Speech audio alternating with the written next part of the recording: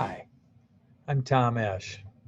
I was at a meeting not too long ago when the owner of a construction company addressed all his people, and he said something I'll never forget. He said, "We had too many injuries last year, guys. Accidents happen when we get distracted. Somebody yells, another guy gets pissed off. It's a problem. Put on your big boy pants, be a good communicator. If you yell at somebody, apologize. Focus on the job." Wow. Accidents happen when we are distracted. This is true. But why is it true and what can we do about it? We're going to talk about managing our reptilian brain. You know the fight or flight part of our brain? It's also called the reptilian part. It's meant to protect us. If a 10-point buck is charging you, as it did to a guy I know who was bow hunting in Nebraska, you need to respond quickly and you need adrenaline, which is exactly what happened. This guy pulled his bow back, fired, shot, and dropped the buck right there. Amazing story. Saved his own life, probably fueled by his reptilian brain. Nicely done, Jack. So if somebody yells at you or gets upset on a job site because you're doing something they don't like or they consider dangerous, you may respond with anger. Your reptilian brain might release adrenaline and you want to knock them down, right? But is that going to get you what you really want? Probably not. It's going to get you in trouble. So what do you do? Well, you might go away quietly fuming, thinking nasty thoughts about the other person. You might be very distracted. You probably are. So maybe you forget to check your mirror, or you accidentally hit a gas line with the excavator. Maybe you don't support the material that you're cutting with a demo saw. The blade pinches on the material, the saw kicks back, cuts you in the throat. You suffer a serious laceration, a potentially life-threatening injury. Injuries happen on job sites all over America, partly because of distracted brains. What's going on and what can we do about it?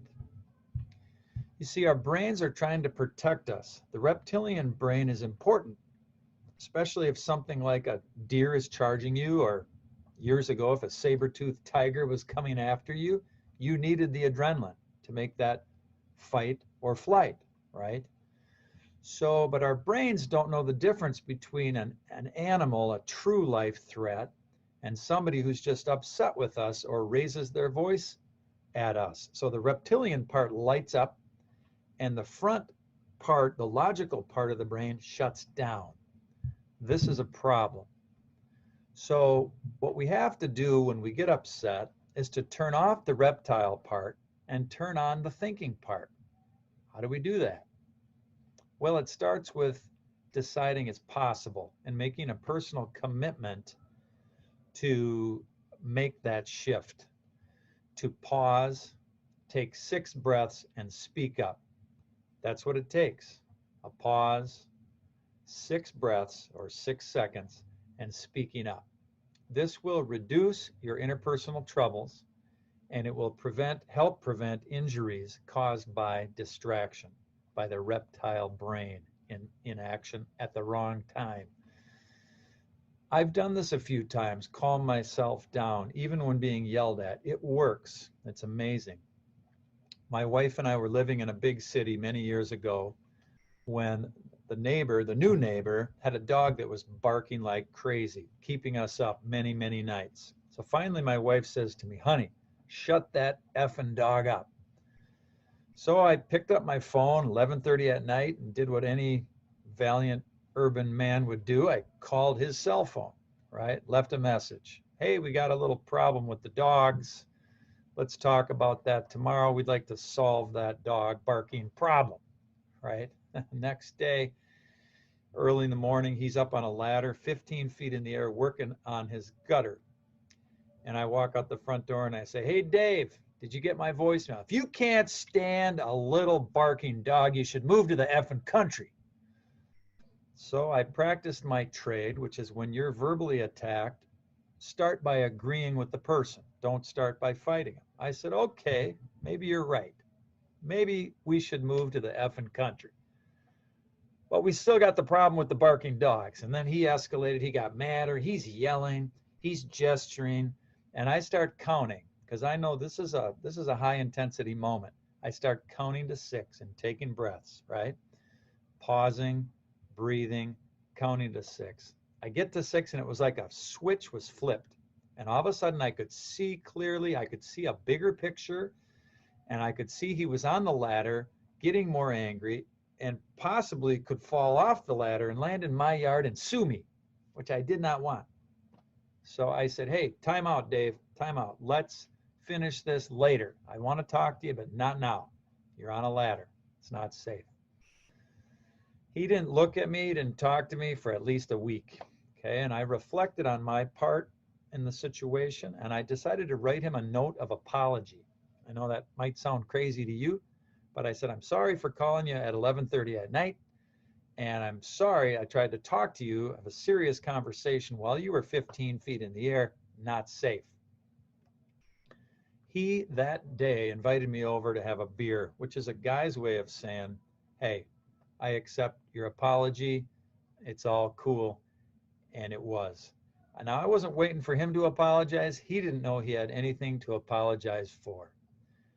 And as for the dog, what happened to the dog? Well, one day it attacked the neighbor's dog and had to be put to sleep. So the whole thing ended well from our point of view.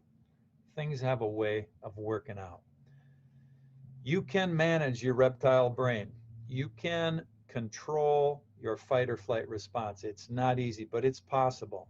And the 3 steps are clear. Pause, take 6 breaths or 6 seconds, and speak logically. Say something from your logical brain. All right, now it's practice time. I want you to get in groups of 2. Person A, I want you to get mad at person B. All right? This is just pretend, but it's also serious, and it's a great chance to practice. Get mad at him for something. Tell him he's using a tool wrong. Person B, first time around, defend yourself. All right? Defend yourself, stand up for yourself. Second time around, I want you to pause, count to 6 and take the breaths, and then say something logical. And see if you can't feel that switch flip in your own brain. Think about it. How would those who love you be impacted if you suffered a gruesome injury or a tragic death today? What you do or don't do matters. And managing your reptilian brain is part of safety. I appreciate your attention. Again, Tom Esch, safety communication expert at your service.